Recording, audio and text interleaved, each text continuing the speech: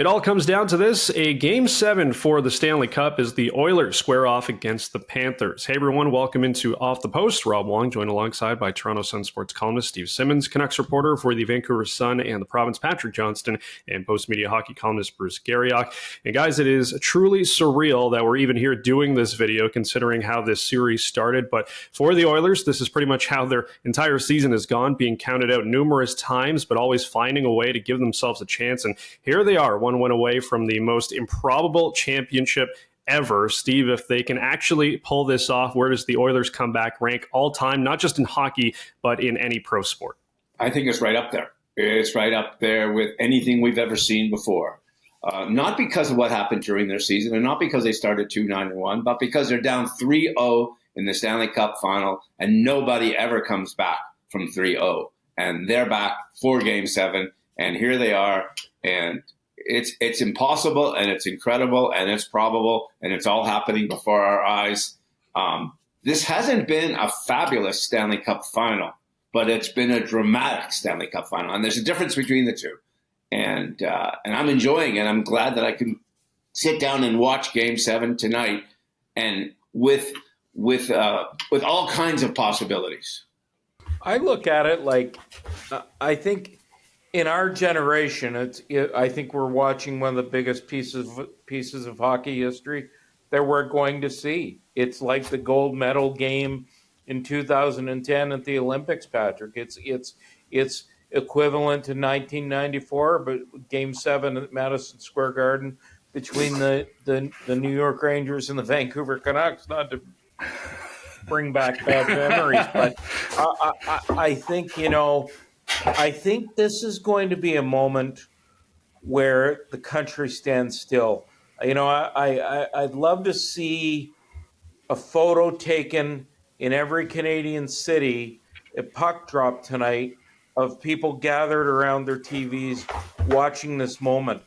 And I'd like to see drones flying over downtown at 5:17 p.m. in Vancouver, or 8:17 p.m. in Toronto or Ottawa or Montreal or whatever, of what the streets look like. Because I think tonight this country is going to be at a standstill to see if the Stanley Cup can come back here, Patrick, for the first time since 1993. Before this, I went and looked and see what do we call the greatest sports comebacks? And, obviously the Boston Red Sox in 04 on there. But, you got Tiger Woods, you got Michael Jordan, you got these moments where players and teams have come back in a moment. But the idea of this overall has been so dramatic. And so, I don't know if unexpected is a word, because as we said off the top, this was a team that started the season so badly. And obviously I saw a lot of that up front and close. And then have turned it around. That the Oilers have been able to come back probably isn't a surprise, is still amazing nonetheless. And even if they don't win tonight, it will be a story that we are going to talk about for a long time. Look, the St. Louis Blues in 2019 come into Boston for Game 7, really had no business even being in the Stanley Cup Final or playing for the Stanley Cup or going into Boston for Game 7, and they win the Cup. And they win the Cup in almost dominant fashion in Game 7. And you look, that team was a lot worse than this Oilers team at a lot longer point in the season. And they didn't have Connor McDavid. And they didn't have Leon Draisaitl. And they didn't have Evan Bouchard necessarily. Oh, they had Pietrangelo. Apologies to Evan Bouchard. But that team, I don't think people look at St. Louis and Boston and think, oh, that was classic. Classic is when you're on the canvas and Buster Douglas is standing over Mike Tyson and he's about to win. And if Tyson got up and then came back and won that fight, that's what we're seeing here. The Oilers got back up to win this fight or get in this fight. And now let's see what happens. It's the lack of back and forth at the same time. You think of a classic being one shot here, shot there. I like the analogy of Buster Douglas and Mike Tyson, because what if that had happened? That would have been a remarkable story, but still not a back and forth. Well, we talked at the beginning of this series about what a Stanley Cup win could mean for Paul Maurice's legacy, Patrick. And if the Panthers choke this one away, what do you think the narrative will be about Maurice and this Panthers team? Well, I think I talked about this off the top. Having spoken to Jimmy Rutherford before the series, a guy that's been in hockey for as long as he's has been, worked almost every year since he retired as a player in junior in the late 80s, has had one season where he hasn't coached. and he's been a good quality, solid coach all the way through. Has taken his teams obviously to the final. Had never quite gotten as far as this team has gotten, which was at the edge of winning it all. And, I think we're going to sit here going, man, like, this guy, is this it? I mean, was this his chance? Are the Panthers really going to have another go at this? They've obviously been in the final 2 years in a row. The story is not over, but it's going to be one of those ones, man, this guy, he got close, but whatever it was, he didn't quite have it. And I think people are going to obviously remember how this series went more than anything. Paul Maurice has coached the second most games in NHL history behind Scotty Bowman, which by itself is an incredible mark. He has, I think he's fourth or fifth on the list of all-time wins, but he's first on the list of all-time losses. And I think his legacy, if he doesn't win this championship, his legacy is he's a guy who lasted a long time. He lasted a long time with a lot of teams that weren't all that great. This is the best team he's ever had. This is the closest to a championship he'll ever get, or maybe ever will be. And if he doesn't win it, he's just going to be one of these guys that, boy, did he last a long time. And he'll probably get Hall of Fame, induction because he's coached more games than anybody but Scotty Bowman. I think it's interesting because if they lose Game 7 tonight, he'll be remembered as the coach who was part of the most monumental choke job in NHL history. I mean, and that's really what it comes down to. So do you think it's a choke job, though? Do you really believe that? Oh, absolutely. I think they've choked. I think they've become unhinged. I think it started with their general manager. It starts at the top with their general manager. And they've got a one-game opportunity here now to get their act together. And, I read somewhere that, Paul Maurice has been on a 2-month kind of laugh it out tour with the media.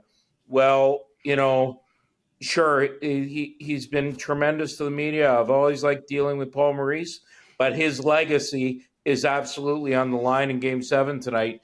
And you better find a way to get his Florida Panthers back to being the Florida Panthers they were. He lost his mind after that video review the other night, and you knew at that point there was no way the Florida Panthers were coming back. And by the way, I hate the word choke, but I think what we're watching right now is absolutely a massive choke job. And the reason I disagree slightly with what you're saying is Connor McDavid's on the other side. Connor McDavid is the player of this and maybe any generation. Leon Draisaitl's not far behind. I don't know if you can call it a choke it's like Atlanta losing that Super Bowl to the New England Patriots. And they're up 28-3, and then they didn't find a way to take care of business. Well, they lost partly because they choked and partly because Tom Brady was on the other side. And Tom Brady's playing for the Edmonton Oilers tonight, and that's what makes this all the more interesting. It's worse. How do you choke when Gretzky, Lemieux, and McDavid, whoever you want to call it, is playing, and you're on the other side? All right, it is prediction time. Who do you guys have winning game number 7? We'll start with you, Bruce. Edmonton. I think Edmonton has I think they're going to walk in there tonight and find a way. I think the home team has won the last 3 Game 7s in the Stanley Cup Final, so I'm going to take the Edmonton Oilers. Patrick? I don't know. I keep thinking, okay, this is it. Edmonton's going to hit the wall, and they keep not hitting the wall, even though they look like they're about to. But I think I'm just going to go with that consistency we saw so much from Florida. They surely have to find it again. They're at home. I'm going with Florida, but I'm not convinced. I'm historically very wrong about things like this. And so it bothers me to say that I like Edmonton tonight because I kind of want Edmonton to win. But I think there's a point in every playoff series where one team establishes that they're playing their style as opposed to our style. And this series began with the Panthers playing their style, and they went up 3-0. And then they lost 3 in a row, and the Oilers were playing their style. And I know there's no momentum game to game to game, but I think there is that point where the series tilts because of the way the team plays. And I think Edmonton is now such a confident group My only question, and it's been the same question we've had about them from day one, can the goalie be as good as he's been in 4, 5, and 6 into 7? He's been, he's just been so. All you got to do for the Oilers is be solid. You don't have to be. He doesn't have to be Grant Fuhr. He has to be solid, and that's what he's been in this series, is solid. And if he's solid in Game 7, much as I know my history of this is horrible, I'm going with the Edmonton Oilers. All right, so we got 2 Oilers, 1 Panthers from Patrick. I'll also go with Panthers just to make it even, and we'll see what happens. I know Bruce mentioned Bill Zito earlier. We saw him throw the water bottle in Game 5. We'll see what else he throws if the Panthers don't win it. That was a great point by Bruce on the beginning of the unhinging of this team. Yeah. I like that. Yeah, one of the scariest stares I think we see in the NHL. But who do you think will win Game 7? Let us know in the comments section below. For Steve Simmons, Patrick Johnston, and Bruce Garriock, I'm Rob Wong. Thanks for watching, and we'll talk to you next time.